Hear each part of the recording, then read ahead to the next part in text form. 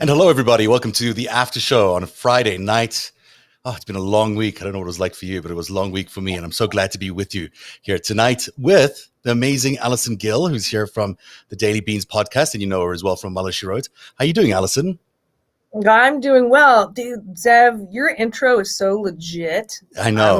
The rest of it isn't, but the intro is like very good. No, I had a lot of time during the hiatus to edit it, and Matt Fauser did a great job making up the music or composing the music. What do you do? Score music. I think that's what you do. Hi, Greg Oliar. How are you?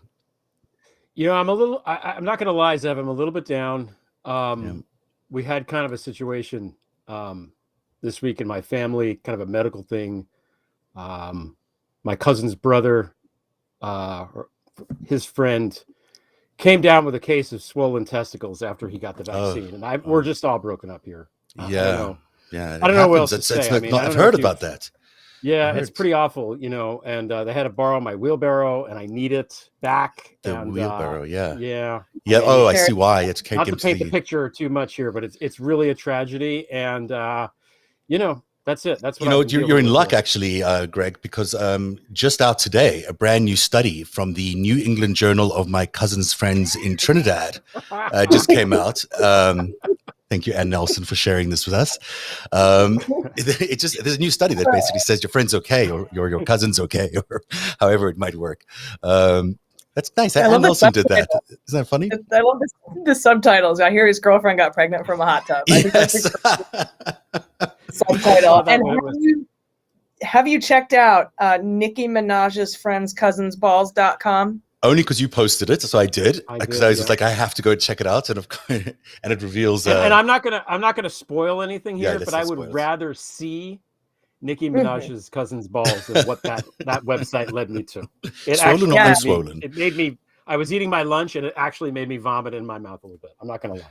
So yeah, the whole story is kind of, there is a theory out there. I've heard it from a few people. I don't even know if I should start the show here, but there's a theory out there that she was paid, and this was a bit of a PR stunt. I don't believe that. I don't know that there's any factual evidence to it, but it's not an implausible way to start a little campaign like that. I haven't seen any evidence to that extent, so we're not going to report that as real. However, the people in Trinidad, they went looking for the cousin, and they couldn't find him or his friend. I love that. You know, that's part of the story. How big is Trinidad?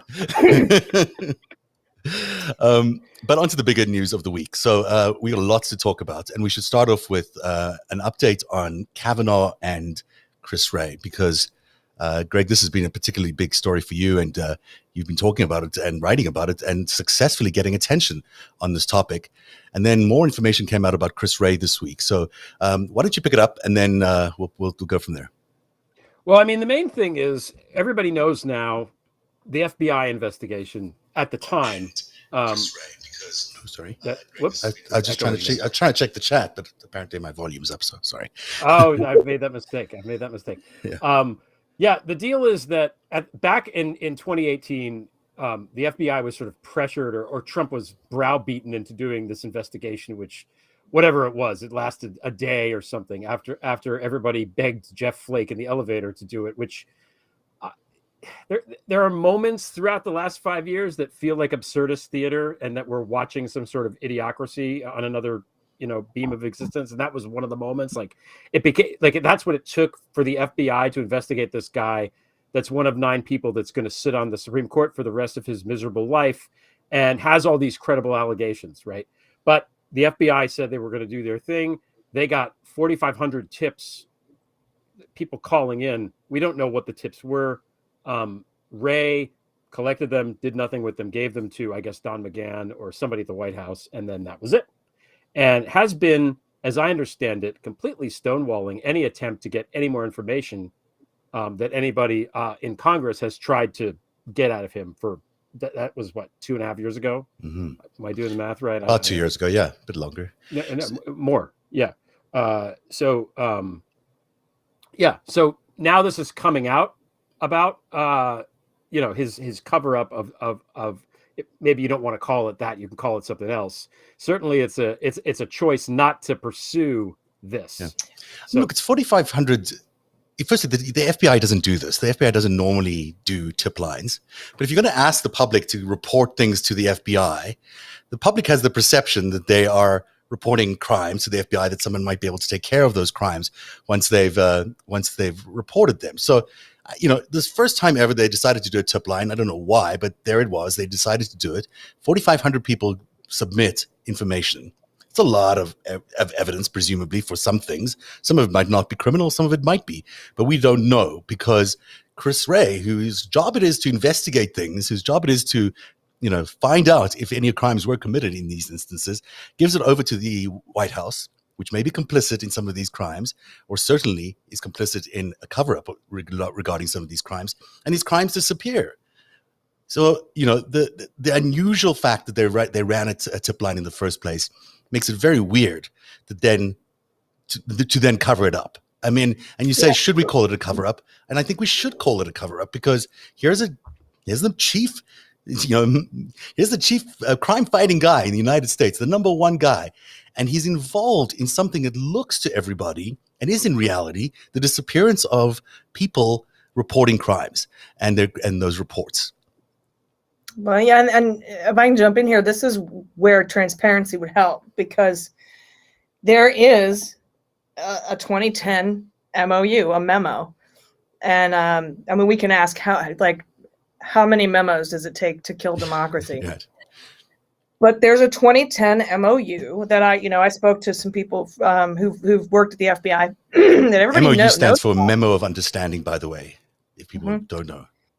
That everybody knows about in the FBI, and it says that when you are tasked to complete a background investigation or an additional background investigation or expanded background investigation into somebody who's going to be working for the government or appointed to the Supreme Court, for example, per this MOU, per policy, you aren't allowed to investigate the information. You have to gather the information and hand it over to the client asking for the background investigation, in this case, the White House.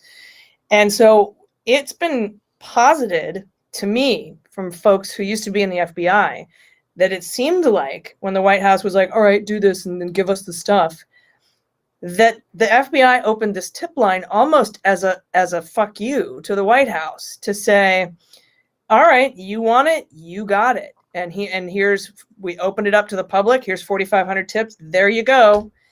But that seems, I don't know, that doesn't seem like something doesn't seem you like should a smart do. thing to do, right? Yeah. If you aren't aren't get caught anyhow. If you know you aren't able to investigate those tips, which they aren't, the FBI is not. Is that true? Sorry, just one sec. I don't want to. Before you move on, Zev. Yeah. This MOU, don't want to move this on. memorandum. Yeah. There's a lot of talk about this, and I've heard very smart people. I think Frank Figliuzzi wrote about this in 2018 about the whole thing, and this is the policy of the FBI based on, as I understand it, based on this MOU. And I guess, as with some laws that are in the books, how the laws are applied might be different than what is in the actual document. So my question is, has anybody actually read this is it available? Where's legal Twitter to tell us how the FBI shouldn't have done that? Are they just going to say no, like legal Twitter does? Like, let's dig up this MOU and have at it, please. That's what I want to know. Yeah. I think it has been read. Yeah, the Guardian wrote a piece about it. The Guardian got it, and they said it does appear to say that.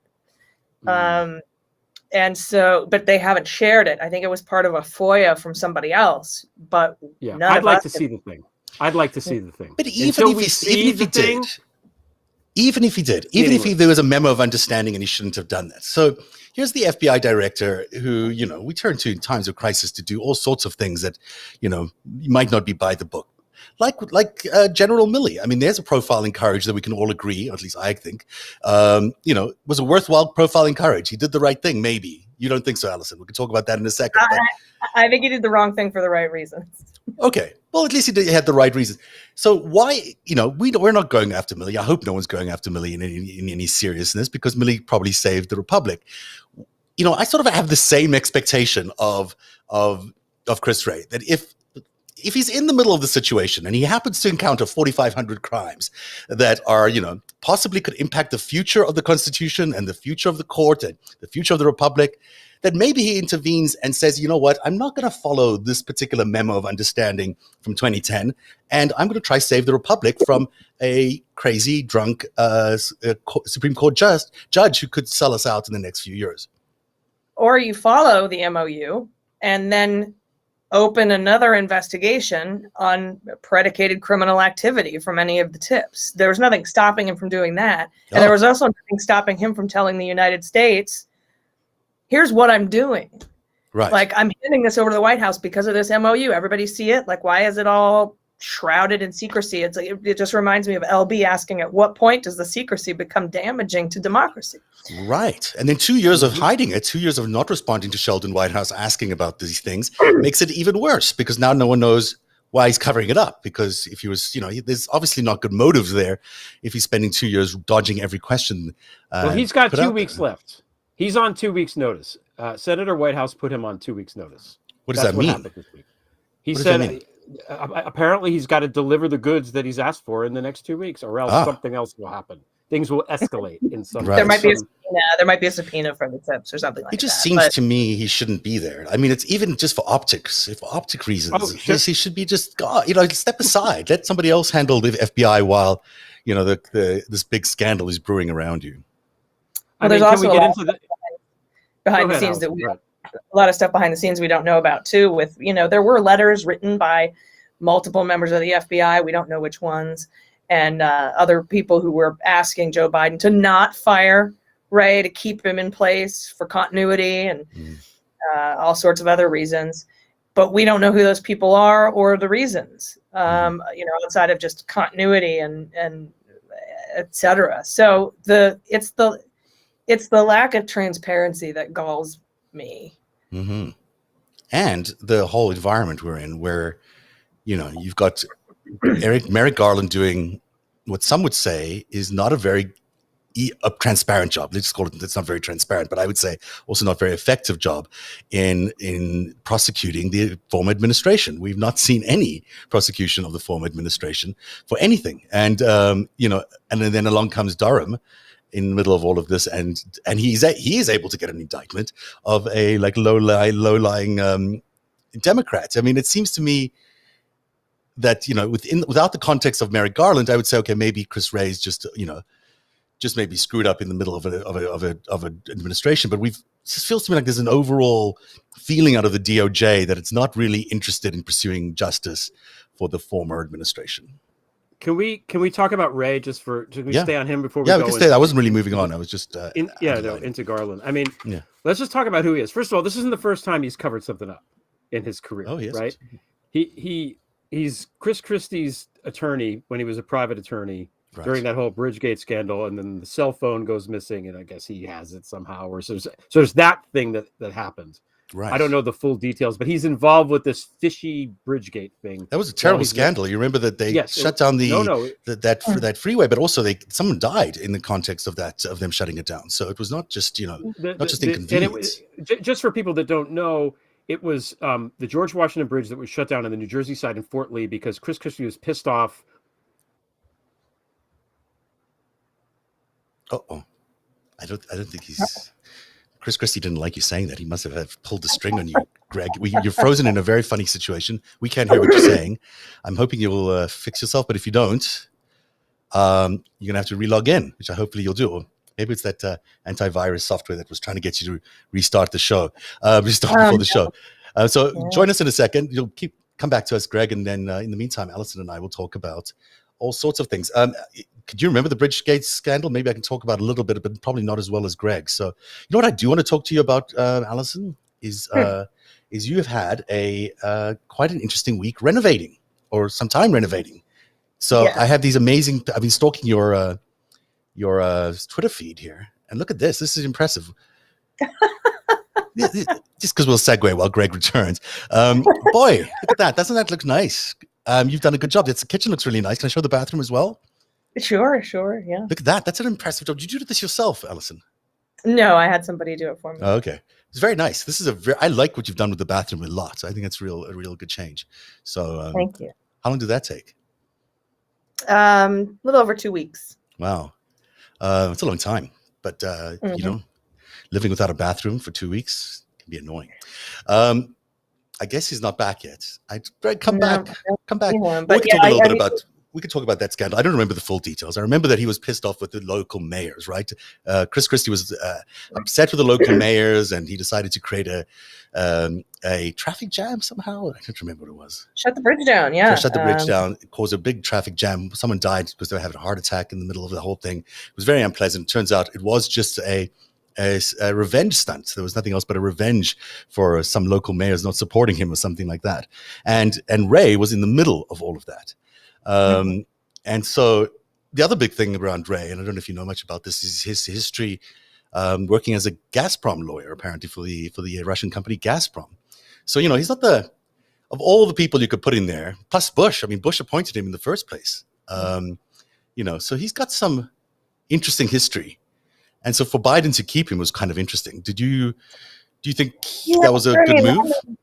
On the one hand, generally, we give FBI directors a 10-year term so that they don't get replaced when a new president comes in. The firing of Comey was unprecedented and also an obstructed justice. But aside from the criminal aspect of it, we don't generally fire FBI directors. We keep them in. So you have that on the one hand, but then you've got this break the glass moment on the other, where we seem to be all this huge lack of transparency that's extremely bothersome, especially since the entire country is waiting for some sort of accountability. And we could talk about that and how it pertains to Merrick Garland, but I think Greg has joined. Is he? He's joining as we speak. And he's joining? Cool. There he is. We lost you. Did your computer restart? Fucking Craig. No, it's right. No, the Wi-Fi kicked off. I think that symbolically, Chris Christie put a little block on my router the same way he did on the fucking GWB. I mean, apparently he could do that kind of thing. He's all powerful. Routergate. Routergate. I gotta get back to the. Here we were talking about. We filled in as much as we could on Bridgegate, but I don't think we'll do it as well as you did. So we described the situation with the traffic jam and the mayors and what have you. It's a big shit show. So this guy Ray is, he's involved with that. Before that, he's in private practice, and he's, I don't know what he did at the firm where he's working with. The firm works with Gazprom and Rosneft, and he has a client that is.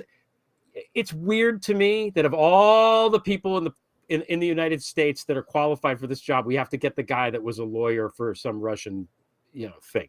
Yeah. That's weird to me. And George Bush's former guy, right? He was former. I was reading. He's one of these guys that with Comey and Mueller was going to resign because, remember that thing happened where, they went to Ashcroft, who was then the attorney general, to his, hospital bed to get him to sign off on some surveillance thing. Right. Christopher Wray was going to take this bold stand with these guys. And it's like we don't find out about this till later. I'm sick of this. This is the thing with the secrecy. We need to know what's going on with these people. Chris Wray, he's a rich guy. He went to Phillips Academy, like boarding school, which is fine, but it's another, he went to Yale, then he went to Yale again he was there when Kavanaugh was there. He knows all these guys. He's part of that group. Right. And it's like, I get it. I'm not saying, and maybe he's fine. I don't know, but why do we have to have a guy from that group? Why do we have to have a guy from the Federalist Society, heading the FBI? Well, I don't understand. That's a political organization. Why can't we have an FBI director who isn't part of this political organization that's funded by Leonard Leo? And I don't know where he gets his money because we don't know where the money comes from because we're not allowed to know. Okay. Right. Sorry, go ahead. No, I was going to say, I think Biden is absolutely terrified of making any moves that would seem political in nature. And I was telling Zev while you were away that I think he's trying to do this, and I'm not condoning it or standing up for him in any way, just saying I think Biden's considerations here are we don't normally fire FBI directors. We just don't normally do it. The Comey thing was unprecedented and shouldn't have happened. And of course, it also happened for criminal reasons. But even if it didn't, And we all know that the argument is the president can fire the FBI director whenever he wants. But, I feel like Biden would need to have some cause for that. And maybe he doesn't see it, or was he not he's watching TV when all the gymnasts testified? Because that's cause. That's cause. Or he's not willing. I don't know. But you're right. Let's talk about that. Let's talk about yesterday's hearing, whether you've got the gymnastics, testimony being given in front of the Senate? It was the Senate, right? The question I have is why, Chris Wray comes out there, he fires a former FBI investigator involved in this, or an FBI investigator involved in investigating this, but it's the same kind of stuff that's been covered up in the White House and Kavanaugh investigation. Presumably, some of these 4,500 calls or tips that came in involved some sort of sexual mispropriety or whatever you want to call it by Kavanaugh. Presumably, some of them are that. Maybe there are other types of events or other complaints that went there, but presumably a lot of them might have been sexual in nature, considering the original allegation against him. And so for Kavanaugh to go there and in front of the Senate and say, we're no longer going to take these things and bury them. We're going to take this seriously. We're changing. FBI is changing. Okay. And then on the other hand, he's being accused of exactly the same thing himself with this Kavanaugh case. It's too much. And I get that, Biden doesn't want to do it. It's never been done. But I remember when I worked in HR, there was the story about the, some sort of monkeys or something, and they had the bananas that were in the middle, and there was some reason why they needed to do that. And over generations, the reason wasn't there anymore. And in fact, it would be better to move the bananas away from the middle of the island, but they kept doing it, and they would violently oppose anyone that tried to move the bananas because it had always been done that way. Because what worked 7 generations ago no longer worked, but everyone was so afraid of change or perceiving that the change was bad that they wouldn't move the fucking bananas. So what we need to do now is move the fucking bananas. Like this guy, to me, the gymnast thing is you got to go after that. I mean, if he was on the fence, if Biden was on the fence about Kavanaugh and he wasn't sure, I mean, the gymnast thing is just awful. And how there's no criminal charges for this FBI agent when we have criminal charges for Sussman from Durham. Like what? Yeah. Exactly. There's just not an equivalency there, and it's driving me nuts because we're not seeing any crimes being prosecuted by the previous crimes committed by the previous administration, and that is also Ray. I mean, at the end of the day, he's in charge of what's getting investigated. Nothing's getting investigated beyond the people who are actually on the ground during the January 6th that we know of. We don't know that. Yeah. It's been a long time. I mean, there would have been at least an indication. I mean, you'd think with the amount of public pressure. We did get some indication that they are actually looking at seditious conspiracy charges, despite the incorrect Reuters reporting that came out. Reuters has since partnered with TASS, the news agency. But, and we have seen evidence back in February that Stone and Alex Jones were being investigated, and there's plea agreements around Biggs, who worked with Alex Jones and Stone to set up an East Side attack from the Capitol. So that there are things going on, but it is very hard to kind of walk the line because for the last 4 years, I've been yelling at the Department of Justice to shut up about what they're investigating, telling Comey to shut up about opening an investigation 11 days before a presidential election into Hillary Clinton reopening an investigation. You aren't supposed to do that. You aren't supposed to talk about it. You aren't supposed to discuss open and ongoing investigations. So it's hard to, on one hand, want to know even if something's being investigated, but also to want them to not talk about it. At least for me. There's a way to do both, though. I mean, I understand your point, and I think that's a conflation that people on Twitter attack me for and LB for when we say stuff like this. Like, FDR didn't go onto the fireside chats and talk about troop movements and stuff. Like a lot of this, we three know we are in a narrative war, and part of the narrative is telling people what the fuck is going on. Everybody saw what happened on January 6th. This isn't some surprise. It's not the investigation into that Comey talked about. Those were things that were a surprise that people didn't know about. We all know what happened. We see it. All they need to do is be more forthright about it. Yes, we're investigating. Yes, we're not going to stop with the low-level people. Yes, we're going to keep going until every single person who is responsible for this is in jail. or indicted And or whatever. they have said that, just not recently. No, and not well. It's Merrick Garland may be fantastic behind the scenes, but he's a shit ass awful public speaker. And Ray doesn't say anything unless he's in front of Congress testifying on C-SPAN, which nobody watches. There's no big grand event kind of thing. They need to have they need to Giuliani and Cuomo this thing a little bit more. Yeah. But on our side, like make it a big fucking deal so people understand what's happening. I mean, it's important that the narrative stuff is so important. One of the reasons why the virus thing in New York was kept under control, in my opinion, living in New York, is because Cuomo was on TV every day at 11 o'clock talking. Mm-hmm. I think, he didn't have anything new to say or anything earth shattering, but he was there every day talking, assuring people. And that's really all anybody needed or wanted at that time. We didn't need, super duper details. We just needed to know somebody gave a shit and was on it. That's really all anybody needs to know about this thing. And if we had not sat through the Mueller investigation, waiting breathlessly for something to happen, which I get that it did, but it didn't turn out. Obviously, Bill Barr cockblocked the fuck out of that thing, right? Then maybe fine. But we've been through this before. Fool me once, shame on you. But fool me twice, whatever the expression is. Like they need to do a better job. They have to do a better job at communication, I think. It's so important because they really are losing the battle for the public opinion, in my opinion. And maybe they don't care. Maybe they just want to get to, to run out the clock on some of these crimes. Maybe they just want to, it's, as with Durham's case, I think that was a 5-year, what do you call it? What's the term I'm looking for, Allison? Witch hunt. When you run out of time to prosecute. The statute of limitations. Yeah, statute of limitations. So, I mean, some of the thinking around why Durham went when he did is because it's 5 years since those crimes were committed. But a lot of the crimes that we would think would be prosecuted are beginning to get to 5 years. I mean, even the, we'll get to when did the statute of limitations run out on the obstruction of justice charges that we could have brought against Trump? I mean, those are coming up too at some point. Some people say 2022. I say 2025 because I fully believe that the pardons and the execution of the pardons are part of that scheme.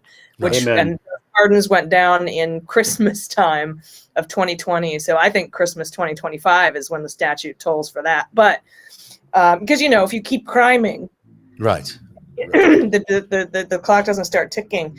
I didn't know that. That's good to know. Actually, it's important detail. That's how they were able to get Manafort on decade-old tax crimes. Right, makes sense. But to Durham, he's been on it for over 2 years. He's been doing it longer than Mueller did. And here now we have this indictment of Sussman, who was a lawyer at Perkins Coie, and who worked for an internet firm, and he worked for the Hillary Clinton campaign. And it's a 1001 charge for lying to the FBI one time, one count, where apparently he failed to he told the FBI he wasn't working on behalf of the Hillary Clinton campaign when he handed this thumb drive about the Alpha Bank communications with the Trump Tower server over to Jim Baker, who, by the way, was one of the original Comey 5, the people that Comey shared his contemporaneous memos with, that was kind of sidelined by the former guy. But the thing is that, do you remember when they tried to bring an indictment against Andy McCabe for lack of candor? Yes, and the grand jury refused to indict because they said, look, when McCabe told the FBI that he didn't approve of the Washington Post article, and they found out that he actually did but forgot, and then he amended his testimony. Lisa Page actually testified saying that it doesn't matter. It can't be a 1001 charge because there can't be malicious intent there because he has no reason to lie. McCabe has total authority to approve those stories. So there's no motive for him to lie. So that takes away the malice, the intent. And it's the same here with Sussman. The FBI knew, Jim Baker knew that he worked for Perkins Coie and he worked for the Hillary campaign. And so he has no motive to lie there. And even if he did tell the FBI that he was working for the Hillary, this is official business for the Hillary Clinton campaign, that's not illegal. There's no cover-up to cover up. There's no criminal intent there. So he doesn't have the intent. So now, we have what I think that Latham and Watkins should do. His two lawyers are, I think, Sean Berkowitz and Michael Bosworth, if memory serves. These are Sussman's lawyers. Mm-hmm. what I think they should do is file a motion to dismiss this charge based on the fact that Durham was not appointed as special counsel under any authority. The special counsel regulations, 28 U.S. Code section 600.3a. That's why I love you, Allison. You got the bill number, the law number down Counsel perfect. qualifications. Yeah. What does it say? It says that the special counsel shall be chosen from outside the government. Shall be chosen from outside the government. And Durham was a U.S. attorney at the time. Oh, so he's not really a special counsel. So that would be enough to probably get rid of that. But also, is this all he's done after all this time? I mean, he's been at this for years. After traveling around the world, remember Barr went to Italy and went to all these places, Australia, gathering all this information. They were going to prove how awful this was and how this was whole giant setup. And after all of that, he's able to indict only one lawyer about something about Alpha Bank. It's like two lawyers. Okay. A while back, he indicted a guy named Kleinsmith for changing an email on the status of Carter Page's informant status. Right. I mean, but this is like, this is stuff that the IG could take care of. It's not like there's nothing there that's, there's no there. So clearly, even though, the right-wing media is running on the story like it's this huge thing, like, a Democrat indicted and how huge it is that Durham is, but, in reality, this is nothing. This is equivalent to basically a parking ticket or less, and so it's been a waste of time, that whole investigation. And yet it's still stunning to me that there is a special counsel appointed investigating whether Trump should have been investigated, but there is no special counsel investigating Trump's crimes. I mean, that's it. It still is not happening. There is no one. There's no commission on Trump's crimes. There's no special counsel. There's an FBI investigation into Jan 6. We know that. But all the rest of it, it's sort of being forgotten. Mm-hmm. Yeah, I had always been calling for a special counsel to be appointed to investigate the insurrection, which is connected to COVID, which is connected to the big lie, which is connected to the attempts with Jeffrey Clark to weaponize the Department of Justice to overthrow the 2020 election results. That's all one crime. That's all one scheme. Yeah. That's all one giant RICO thing. Unfortunately, those cases to be prosecuted successfully take years. So they may be doing it and we don't know. Over at the Department of Justice, I don't know why a special counsel wasn't appointed to do that. I would have preferred a special counsel look into the insurrection as opposed to a select committee in Congress as well. Oh, for sure. Absolutely. And also the other crimes. I mean, the coronavirus crimes are also significant, and we don't even know what they are. We don't even have an idea yet of what the crimes were around that. And really 2016, even though Mueller came out with the report, even though we know that there were obstruction of justice charges and charges pending there or potentially pending there, none of those are really being investigated. Like they've all just been... That's what I don't get.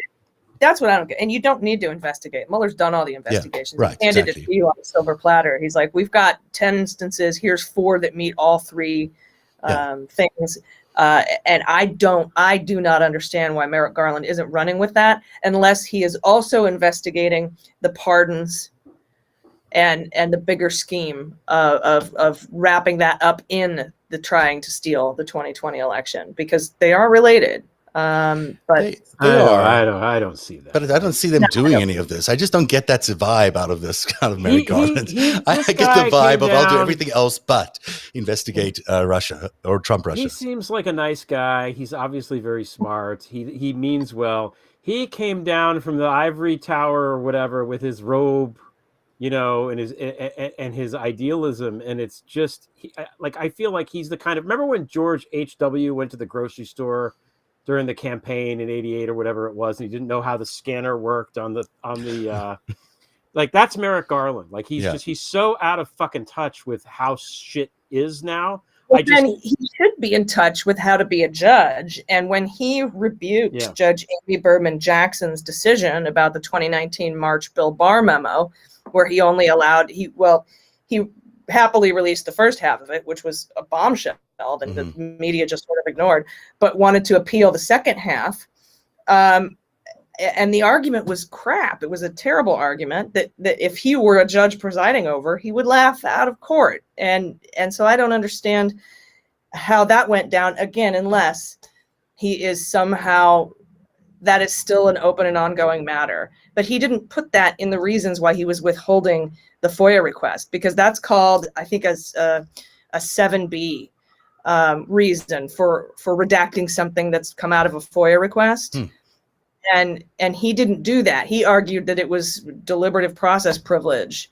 And that's why he was holding it back. So what that says to me is that he's not investigating. It's not an ongoing matter that he's investigating the pardons, because that's within the second half of that Bill Barr memo is there considerations about the pardons, dangling of pardons, because those were the other obstruction of justice charges we didn't see in the first. But let's be honest, none of these are going to get investigated. I really don't see it. I don't see them even like trying. I mean, maybe on Giuliani they're trying. Like there's sort of an investigation going on there.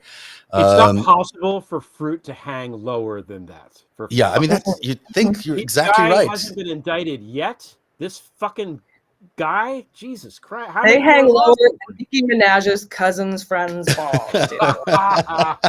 Well done.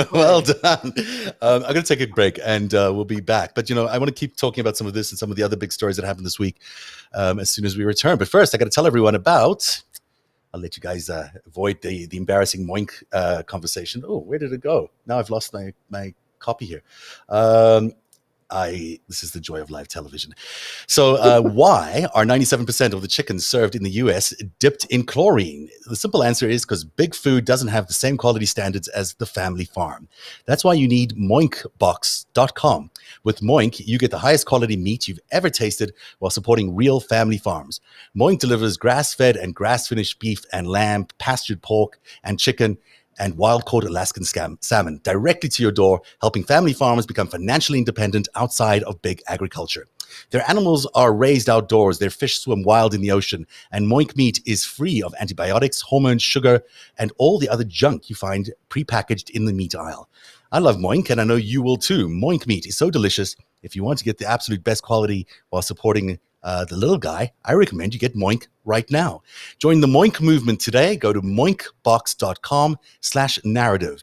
That's moinkbox.com/narrative, the way we spell narrative, NARATIV.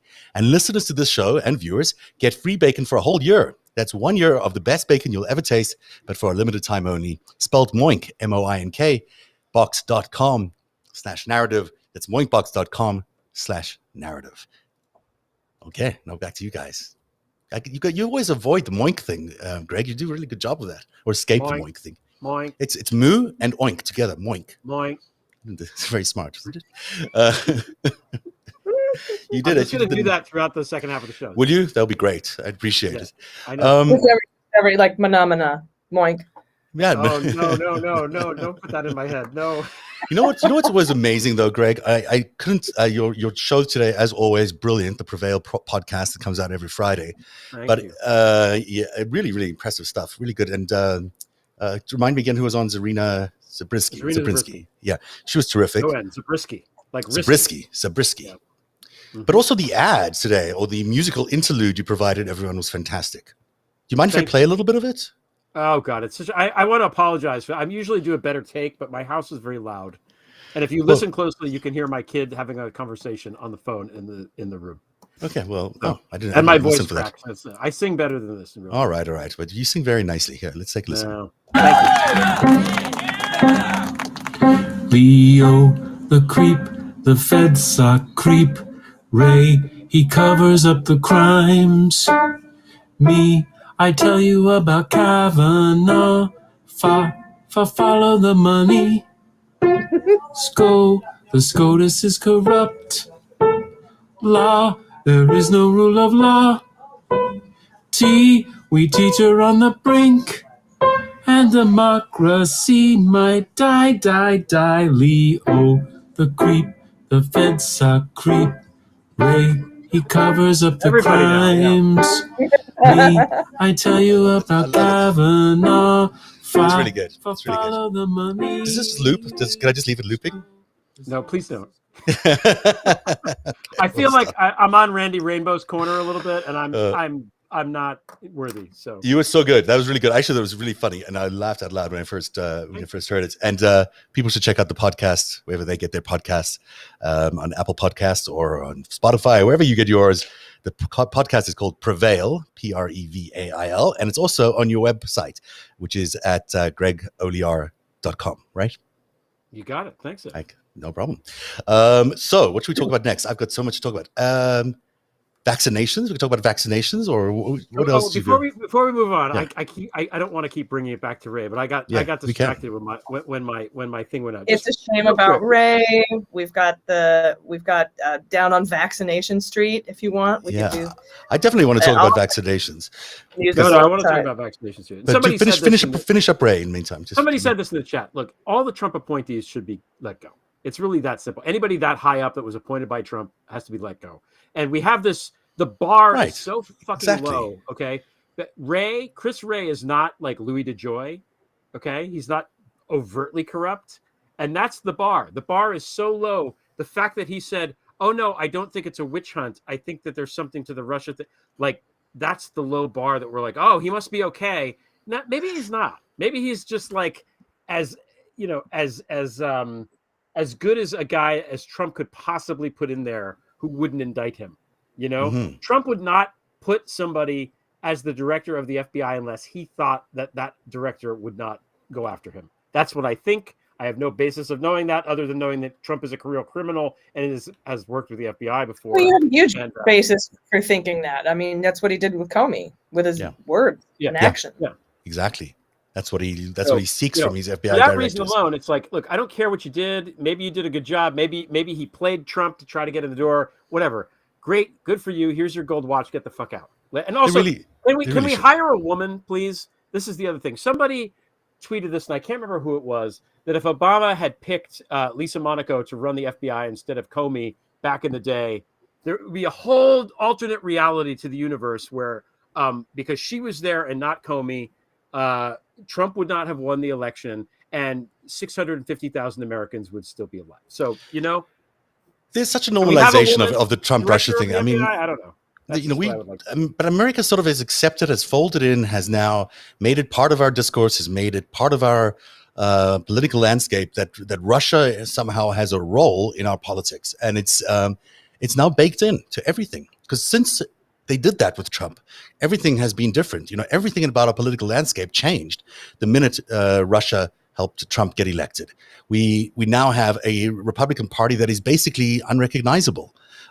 We have an extreme far right wing, which we never had before. We had, a complete loss of decorum and following the rules of law or order or anything in our society in terms of politics.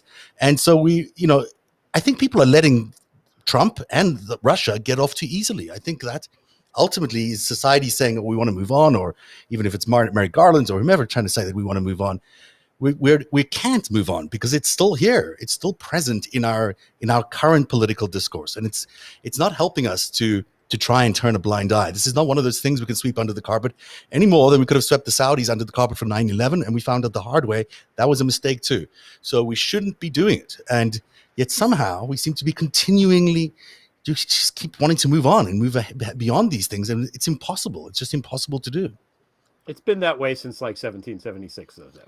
It has been that way. I know, but I mean, are we okay with it? It's in our DNA, and we need to go back and, for whatever reason in this country, we are afraid to go back and admit fault and atone for our mistakes.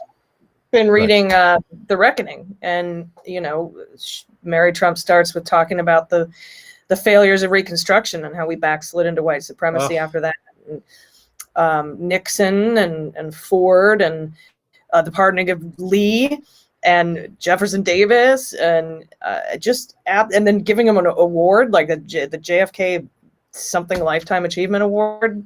It's just absolutely astounding, and we can't.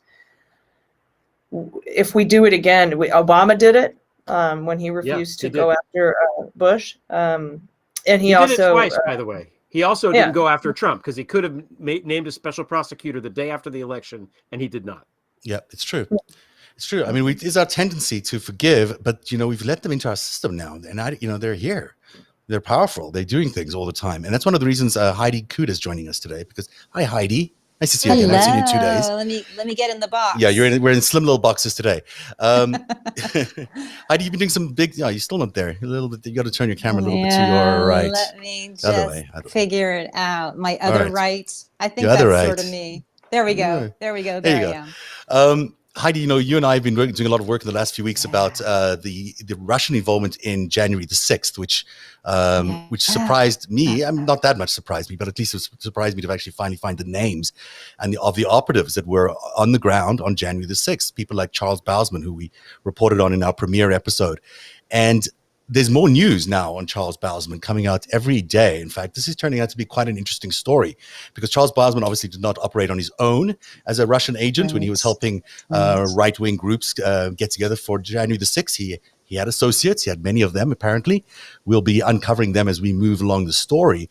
But something happened with the hack, the anonymous hack of Epic, which was a right-wing server farm that most of these right-wing organizations had their websites registered at, and were using that to avoid the I guess corporations from stopping them to use their servers. They went to Epic. So tell us a little bit about the anonymous hack, and then how does Bousman fit into it? Because that's really interesting. What's amazing is that I would have been shocked if Bousman didn't use Epic as his service provider.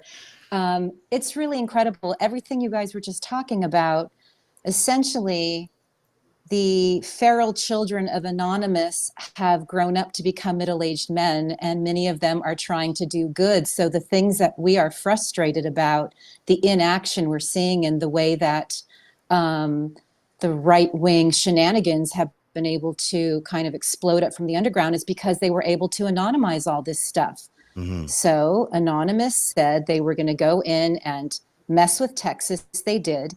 They hacked the TexasGOP.org site, which guess who the server was? Service provider. It's Epic. Right. Epic is run by a CEO named Rob Monster. Apparently, he was not his real name. Apparently, he was. Tell me it's not his real name. Is it his real name? Only David Pecker is better named.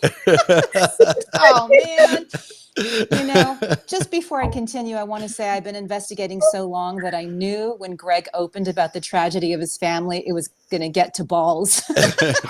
Balls permeate. Balls everywhere. There's a theme. There's like pecker, balls.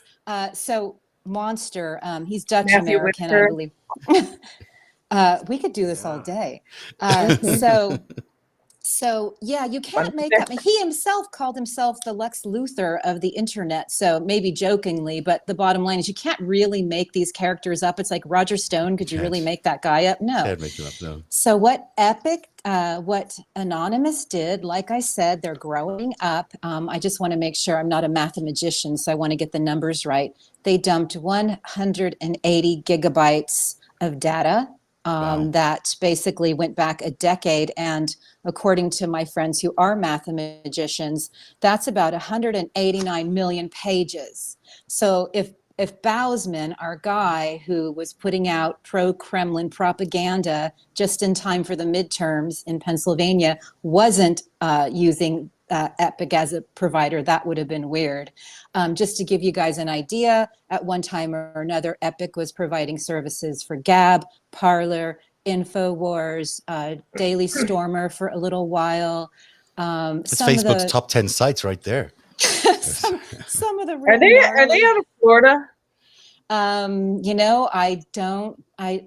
don't know. I don't remember. I'd be willing to bet my cousin's friend's balls that they're located in Florida. I do know that the CEO did hold a prayer meeting last night that lasted about 4 hours, and journalists and anonymous members actually had interaction with him. And one of the reporter who broke the story had been doxxed, and that was Stephen Monticelli out of Dallas. And he contested that with Monster for about a half an hour, and no amount of conjuring up Jesus or Christ got him out of the fact that the person who doxxed him apparently is a felon whose site Monster agreed to take down. So there was a real victory that occurred in all of this yesterday. But boy, and that's I think it's a sidebar. Thank you. I believe that basically Anonymous is smashing the online fascist community, as my friends Josh and Sean, who was on the show the other day, they're really helping root out some of the weeds, and a lot of people are being outed. And I'm going to guess there's going to be a lot of neo-Nazis or undercover neo-Nazis in the breadline in coming weeks, because it's really important, because the neo-Nazi thing is, of course, brings us back to Bowsman. Bowsman's other claim to fame, other than launching the websites Russia Insider, Russian Faith, and Russian Faith, has got two of them, I guess. He also had this nationaljustice.com. Nationaljustice.com is the website of basically the neo-Nazi party of America, which Russia apparently now, because they are Russian assets, or he's a Russian agent, was obviously involved in pushing. There is now a National Justice Party, which was also launched at Bowsman's farm in Pennsylvania. Now, why the Russians are doing it, you can use your imagination. They just want to create, polarization and division in America. But it's now interesting that we have him on the Epic servers, because that does mean that he's, knowingly at least, hanging out with all the right-wing crowd, and the Russians are there too, because he's a Russian agent by all accounts. It's sure is that the Russians and the right-wing, which is not news to any of us here, but at least there's some proof in this, that they're at least operating on the same servers. And the farm that Bowsman had, and the barn that he has in Pennsylvania, it turns out is actually a real meeting place for a lot of the right-wing activity. A lot of the Oath Keepers, the Sean Moonies, the National Justice Party, but all these other militia groups all met there along the way onto January the 6th. So this story is just beginning to happen. Yeah. And one thing I want to say to Allison is I just remembered where Monster is. He's up in the Washington area, in a really beautiful area. And there's other tech companies up in the Washington area. Yeah, okay, that also tracks too. But Bowsman's farm, wow, it's going to be really interesting. Now I have Raspberry Beret in my head, and we're going to go down to Old Man Bowsman's farm. Yeah, but it's going to be interesting to see what happens there. I mean, that looked to me like, he has no need to have a barn, by the way. Not the one, especially a barn like that, like secluded. It's like a giant forest on the one side. You could hide an army in there. He had four neighbors. Maybe he owns the place in Montana where they took all the Arizona ballots. I mean, it could be. It could be. This is going to be interesting, because as we keep peeling back this story, it's clear that he's not alone. He's not working alone. That there's a lot of Russian activity around January the 6th, and there's a lot of Russian activity in general around the right-wing Stop the Steal movements, the anti-vax movements, the you name it movements. There are Russian operatives on the ground across America inciting all of this stuff.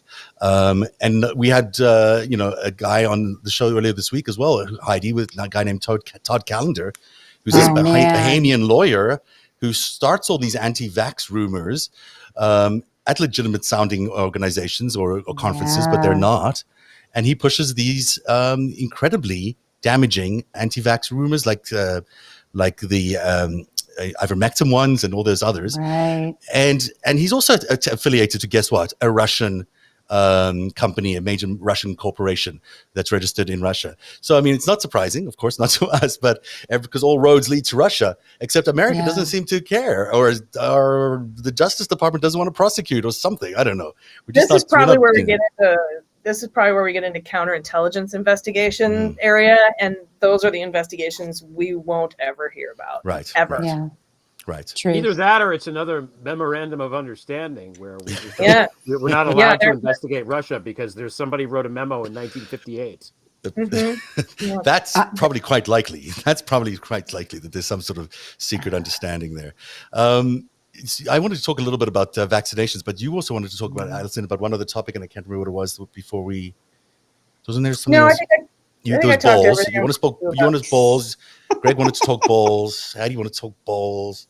I did talk about, I think, everything I wanted to talk about with the Durham investigation, and I do have another appearance in about 5 minutes. Okay, but we're going to wrap up soon. Yeah, if any, I mean, I think we covered pretty much everything in the absolutely ridiculous Durham indictment, quote unquote. I did want to add, though, that even if they can't get this case dismissed, do they really think they're going to get conviction in the No. District of Columbia No. for a Perkins Coie lawyer. This is Durham just saying, hey, look, I did some work. Dude, half of the jury is going to work for Perkins Coie. I mean, It's true. It's true. So it's flimsy, and we always hear that, the feds win more than 90% of the cases they bring. Well, this one is going to be, this is the reason they have any kind of a loss record. This will not, they won't get a conviction on this. And if they do, it'll be pretty much easily overturned. Just like the one against, what was his name? Gregory Craig. Oh yeah, remember that? Yeah, Greg. That lasted about a minute. Was overturned after conviction. But, we were like, hey, everyone, a Democrat got indicted in the Mueller investigation. It's both sides. But then they overturned his. It's going to be very similar to that. You're right. Allison, where can people find you and your podcast if they want to check out the Daily Beans and also Mueller, She Wrote?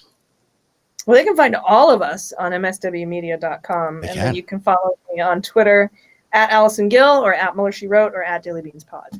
All right. Greg, did you have something else you wanted to talk about? I can't remember. Well, I just want to say, there's one. The only thing we haven't discussed with Durham is that facial hair, because I don't know. It's when you've got that much facial hair, that's what he's been obviously spending all his time doing. I mean, it's his facial. I don't know. Let's take a look here. I don't know if we have this is it's pretty good facial hair. Wow, that's pretty. That's Civil War general hair. Right? Yeah, it's what happens when John Bolton doesn't shave. Yeah, it's like John Bolton's weird, doppelganger guy who didn't go to the swinger clubs, right? Okay, that's the thing. Did you ever wear a beard? Did you ever grow a beard? I'm asking you, Greg. Are you talking to me or yes, them? I was asking you, Greg. Oh, I did briefly, but I can't do that. My mustache comes in nice, but the rest of it is too splotchy. Yeah, okay. Yeah. I'll be interested to see some pictures. I'm going to do some research, see what we can find out about your early days. All right, so we should probably wrap up. Anything else for anybody? Anyone else want to say anything? Okay, so the narrative returns on Tuesday. We have another big show, and we'll tell you about that along the way. And then we'll be back on Friday, next Friday, with LB will be back. So if those people are wondering where she is, she just needed a day off, which is perfectly okay. And thanks very much for joining us tonight on Narrative. It's been an interesting show. Thanks, Allison. Thanks, Heidi. And thank you, Greg. We'll see you all again next week. Thanks, Seth. Have a good night.